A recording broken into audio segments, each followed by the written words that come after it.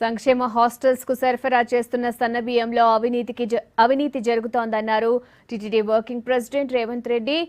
Ration షాపుల్లో లభించే రూపాయి కిలో బియ్యాన్నే మిల్లెట్స్ సన్నబియ్యంగా మారుస్తున్నారని ఆరోపించారు. ఆ బియ్యాన్నే సర్కార్ కొనుగోలు చేసి హాస్టళ్లకు సరఫరా చేస్తోందన్నారు. పేద పిల్లలకు అన్నం పెట్టే స్కీమ్లోనూ అధికార పార్టీ నేతలు స్కామ్ చేశారని మండిపడ్డారు.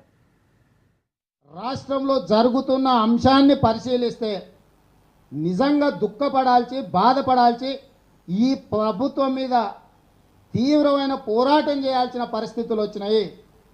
ఈరోజు రాష్ట్రంలో ఉన్న అన్ని సంక్షేమ హాస్టళ్లలో, స్కూళ్ళలో, ప్రభుత్వ పాఠశాలలో ఏదైతే మధ్యాహ్న భోజన పథకాన్ని ప్రవేశపెట్టినరో అవి సన్న బియ్యం కాదు, దొడ్డు బియ్యాన్ని, 1 రూపాయికి రేషన్ షాపులలో ఇచ్చే దొడ్డు బియ్యాన్ని మిల్లర్స్ సేకరించి ఆ దొడ్డు బియ్యానికి పాలిష్ చేసి వాటి మీద ఉన్న పోషక పదార్థాలను అన్నింటిని కూడా తొలగించి వాటిని సన్నగా చేసి ఈరోజు సివిల్ సప్లైస్కు సప్లై చేస్తే వాటిని సంక్షేమ హాస్టళ్లలో, వాటిని మధ్యాహ్న భోజన పథకానికి స్కూళ్ళలో, ఐసిడిసి సంక్షేమ పథకాలలో ఉపయోగిస్తున్నారు.